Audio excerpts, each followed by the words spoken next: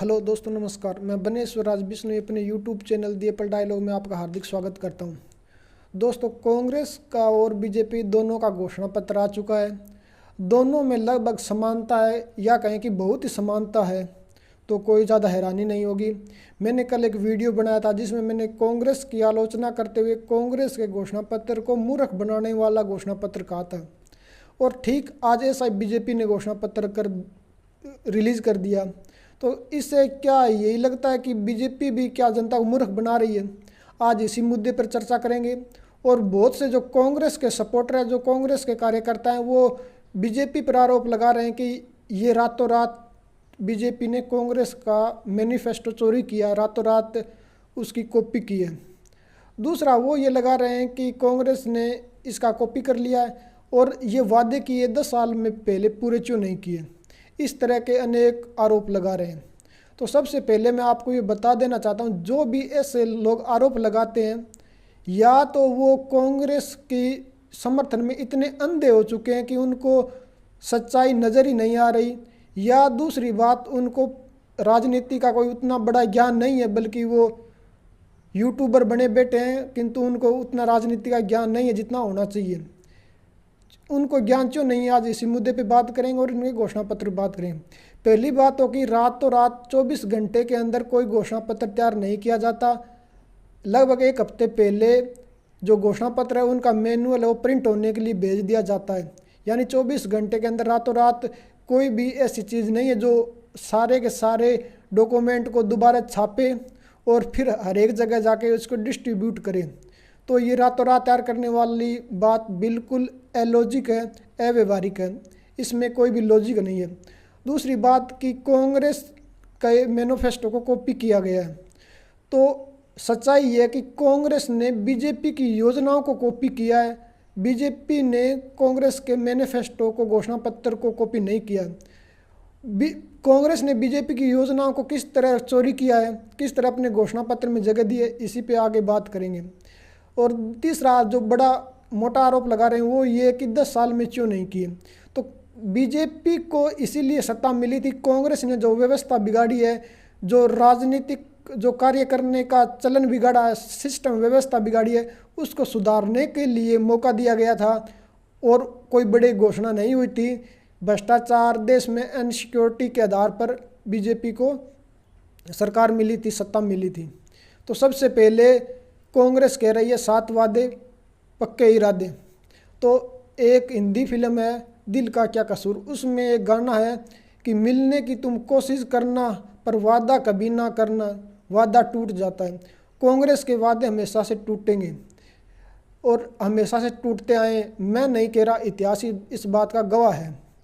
दूसरी बात, मैंने कल बीजेपी कांग्रेस का जो मैनिफेस्टो है उस पर आरोप लगाया था कि इतना बजट कहाँ से आएगा, और आज वही घोषणा बीजेपी कर रही है, तो फिर बीजेपी के पास बजट कहाँ से आएगा। तो मैं आपको क्लियर कर देना चाहता हूँ कि कांग्रेस की सरकार बनती है तो सरकारी हरियाणा का जो खजाना है उतना ही मिलेगा, और बाहर से, ऊपर से, सेंटर सरकार से उतनी सहायता नहीं मिलेगी जितनी अपनी सत्ता होती है, अपनी सरकार होती है, उसको मिलती है। यानी यदि केंद्र में और राज्य में दोनों अलग अलग पार्टियों की सत्ता है तो उतना फंड नहीं मिलता, सच ये है, जितना मिलना चाहिए। किंतु अपनी सरकार होती है तो फंड ज़्यादा मिलता है। इसीलिए डबल इंजन की सरकार की मांग की जाती है कि दोनों तरफ, दोनों जगह एक की सत्ता हो, तो फंड मिलने में कोई दिक्कत नहीं होती। और राज्य सरकार की जो योजना है उनके साथ साथ केंद्र सरकार की योजना भी बहुत तेज़ी से आगे बढ़ती है। तो इसलिए जो बजट का जो प्रावधान वाला बात है, तो बीजेपी के लिए ये उतना मुश्किल नहीं है जितना कांग्रेस के लिए, क्योंकि कांग्रेस की सरकार बनती है तो केंद्र से उतना बजट नहीं मिलेगा जितना मिलना चाहिए, और बीजेपी की सरकार बनती है तो केंद्र सरकार उतना बजट देगी। तो वो कांग्रेस के लिए आरोप है, बीजेपी के आरोप लिए नहीं है, क्योंकि बीजेपी को तो ऊपर से सेंटर सरकार फंड मिलेगा। एक छोटा सा एग्जाम्पल देखिए, जैसे वंदे भारत ट्रेन चलाने की बात की गई है, तो ये तो केंद्र सरकार की योजना है, सेंटर सरकार की योजना है, हरियाणा सरकार इसमें क्या करेगी। दूसरी बात, उन्होंने IMT खरखोदा की तर्ज पर औद्योगिक शहर बसाने की बात कही है, तो हरियाणा सरकार क्या बसाएगी। जो भी बड़े सेंटर बनाने हैं, बड़े उद्योग लगाने हैं, वो केंद्र सरकार की सहायता से लगेंगे, राज्य सरकार उतना बड़ा प्रोजेक्ट नहीं लगा सकती। दूसरी बात उन्होंने बिजली की देख ली। अभी सरकार कह रही है हम 300 यूनिट बिजली फ्री देंगे। अब पीएम ने ये घोषणा की है, पीएम सूर्योदय योजना, जिसके तहत हर घर में छत पे सोलर पैनल लगाए जाएंगे, जिससे आप अपनी घर की ज़रूरतें पूरी करेंगे और फालतू की बिजली आप सरकार को बेच भी सकते हैं। तो इसमें कौन सी बड़ी घोषणा है? यदि ये कांग्रेस की सरकार करती है तो केंद्र की जो योजना है पीएम सूर्योदय योजना, वो लागू नहीं हो पाएगी।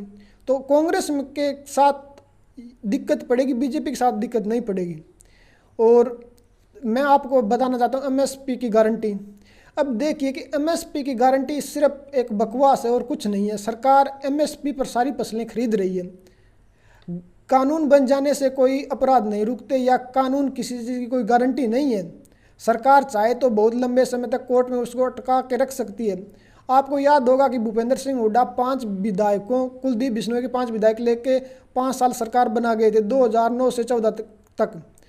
उस टाइम कुलदीप बिश्नोई ने उनके खिलाफ दल बदलू कानून के साथ कोर्ट में केस किया और वो 5 साल कोर्ट केस चलता रहा और भूपेंद्र सिंह हुड्डा अपनी सरकार पूरी करके गए। कोर्ट ने क्या कर लिया? एमएसपी की कानूनी गारंटी कर क्या लेगी यदि सरकार की नीयत ही नहीं होगी धान और दूसरी फसलें खरीदने के लिए? तो सरकार जनता कर क्या लेगी? जहाँ तक कानून की बात है तो कानून बाल विवाह पर भी है कि आप 18 साल से कम की कन्या है उनका विवाह नहीं कर सकते। किंतु जब भी बड़े साव होते हैं, जैसे आका तीज या दूसरे जब बड़े लेवल पर विवाह होते हैं, तो अक्सर अखबारों में खबर आती है कि वहाँ बाल विवाह हो रहे थे और वहाँ सरकारी अधिकारी पहुँचे और उन्होंने विवाह रोकाया। तो कानूनी गारंटी एक सिर्फ छलावा है, एक बकवास है, कुछ नहीं है। यदि सरकार की सच्ची नीयत हो तो सरकार बगैर कानून के भी बहुत कुछ कर सकती है, और यदि सरकार की नीयत न हो तो सुप्रीम कोर्ट और कानून कुछ नहीं कर सकते, बैठे रह सकते हैं। जैसा कलकत्ता में हो रहा है जूनियर डॉक्टर के मामले में, वहाँ कुछ नहीं हो पा रहा, सुप्रीम कोर्ट कितना कुछ कर रहा है। आगे मैं आपको 2-3 और बातें बताना चाहता हूँ। जो मैंने कल आरोप लगाया था उसमें मैंने कहा था कि कांग्रेस के साथ ये दिक्कत होगी, बीजेपी के साथ दिक्कत नहीं होगी। दिक्कत ये है कि घोषणा पत्रों को कोई पढ़ता भी नहीं और लोगों ने घोषणा पत्र पढ़ना छोड़ भी दिया था। किंतु बीजेपी की सरकार आने के बाद घोषणा पत्र का महत्व बढ़ गया। क्यों? कांग्रेस ने वादे किए कभी पूरे नहीं किए, इसलिए घोषणा पत्र की कोई वैल्यू नहीं रही। घोषणा पत्र की महिमा, घोषणा पत्र की गरिमा को कांग्रेस ने नष्ट किया। किंतु बीजेपी ने पहली बार अपने घोषणा पत्र में ये बात कही कि हम धारा 370 हटाएंगे, राम मंदिर बनाएंगे। सुब्रमण्यम स्वामी को छोड़ के पूरे विश्व में कोई व्यक्ति नहीं था जो ये कहे कि धारा 370 हट सकती है। केवल सुब्रमण्यम स्वामी था जो कहता था एक झटके में धारा 370 हट जाएगी, और वो सरकार ने हटा दी। तो पहली बारी लोगों को ये एहसास हुआ, लोगों की आंखें खुली कि मैनिफेस्टो में, घोषणा पत्र में जो बातें कही गई है वो पूरी भी की जा सकती है। एक दूसरा और एग्जाम्पल देखिए, राम मंदिर की मैनिफेस्टो में घोषणा होगी कि हम कानूनी दायरे में रह के राम मंदिर बनवाएंगे। लोगों ने कहा कि ये बीजेपी हिंदुओं के साथ छलावा कर रही है, हिंदुओं को धोखा दे रही है, राम मंदिर कुछ नहीं बनाएंगे, बन ही नहीं सकता। देश में गृह युद्ध की स्थिति पैदा हो जाएगी यदि राम मंदिर बना तो। वो लोग सब चुप हो गए। उनको अपने गिरेबान में झांकना चाहिए, आत्ममथन करना चाहिए, जो ये कहते थे कि ये हो ही नहीं सकता। और एक समय तो इतना था कि विपक्ष के लोग कहते थे कि राम मंदिर बनाएंगे किंतु तारीख नहीं बताएंगे। वो तारीख भी आई, राम मंदिर की प्राण प्रतिष्ठा भी हुई और राम मंदिर बनके तैयार भी हुआ। तो बीजेपी ने पहली बार घोषणा पत्र को महत्व दिया, घोषणा पत्र की महिमा को बढ़ाया, घोषणा पत्र की गरिमा को बढ़ाया।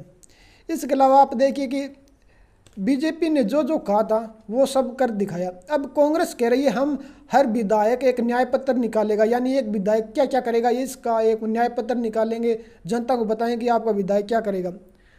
जनता विधायक छोड़िए, कांग्रेस के अध्यक्ष, एक तरह से अध्यक्ष ही कहेंगे क्योंकि मल्लिकार्जुन खड़गे अध्यक्ष हैं, किंतु करता धरता राहुल गांधी है। राहुल गांधी ने खुद यूपी में कहा था कि मेरी सरकार बनी तो हम मेक इन रायबरेली प्रोडक्ट बनाएंगे, मेक इन अपने मेड इन सहारनपुर प्रोडक्ट बनाएंगे, और वो वहाँ से सांसद बन के जीत भी गए। एक सांसद और विपक्ष का इतना बड़ा नेता होने के बावजूद वो रायबरेली और सहारनपुर में क्या करवा पाए? आप देख रहे हैं, दुनिया देख रही है कि कांग्रेस बीजेपी ने जो घोषणा पत्र तैयार किया उसके पक्ष में ये बात है कि बीजेपी के पास बजट है, केंद्र में सरकार है और एक विश्वास है। कांग्रेस ने वो विश्वास खो दिया है, बजट उनके पास है नहीं। तेलंगाना में देखो, हिमाचल में देखो, कर्नाटका में देखिए आप क्या कुछ हो रहा है। इसके अलावा आप वो कह रहे हैं कि आपने 10 साल में क्या किया, ये क्या, अब एक वो कह रहे हैं 25 लाख मुफ्त इलाज देंगे। ये योजना सबसे पहले प्रधानमंत्री ने आयुष भारत के तहत घोषणा की थी, कांग्रेस ने क्यों नहीं की? और ये जो कार्य चल रहे हैं, कांग्रेस ने जो गिनवाए कि हम गरीबों के लिए आवास बनाएंगे, तो ये पीएम आवास योजना के तहत चल रहे हैं। एमएसपी पे कह रहे हैं हम गारंटी देंगे, गारंटी देने की जरूरत नहीं है, सारी फसलें खरीदी जा रही है। जो उन्होंने काम किए, एक तरह से वो जो 2 लाख नौकरियों की बात की है, तो वो नौकरियां चल रही है, पाइपलाइन में है और आचार संहिता लगी हुई है, इसके बाद उठते ही नौकरियां सरकारी देगी। तो आप देखिए कि किस तरह लगातार जो हरियाणा में बीजेपी कार्य कर रही है, उन्हीं कार्यों को अपने घोषणा पत्र में बिंदु बना के ऐड कर दिया गया। कांग्रेस अपनी तरफ से नया कुछ नहीं करने वाली है, बल्कि सरकार बीजेपी की हरियाणा में जो सरकार योजना चला रही है उन्हीं को कंटिन्यू करके रखेंगे। एक तरह से सिर्फ ये कहा है। कांग्रेस के घोषणा पत्र का निचोड़ देखें तो उनका सिर्फ यही है कि जो सरकारी योजनाएं अब चल रही है हरियाणा में, हम उन्हीं को कंटिन्यू, उन्हीं को लगातार जारी रखेंगे, बस। इसके अलावा और कुछ नहीं कहा है। बीजेपी ने जो नई घोषणा की है वो, क्योंकि प्रधानमंत्री मोदी का खुद का एक एजेंडा है 2047 तक विकसित भारत का, उस एजेंडे के तहत वो बड़ी बड़ी योजनाएं हरियाणा में ला रहे हैं, जो वंदे भारत हो, IMT खरगोदाम में की तर्ज पर अलग शहर बसाने हो, ये सब प्रधानमंत्री मोदी के सपने, हरियाणा सरकार के नहीं है। तो हरियाणा सरकार और केंद्र सरकार दोनों मिलके अपना घोषणा पत्र पूरा कर सकती है, किंतु यदि कांग्रेस की सरकार आई तो वो ये वादे पूरे नहीं कर पाएगी और ना उनकी वादे पूरे करने की काबिलियत है। उनके पास बजट भी नहीं होगा, उन पे जनता का इतना विश्वास भी नहीं है, क्योंकि वो पहले अपने शासन वाले राज्यों में ये करके दिखाए, उसके बाद गए। तो बहुत सी ऐसी बातें हैं जो बीजेपी के फेवर में जाती है, इसलिए कि बीजेपी के अंदर केंद्र में और राज्य में दोनों की सरकार होगी।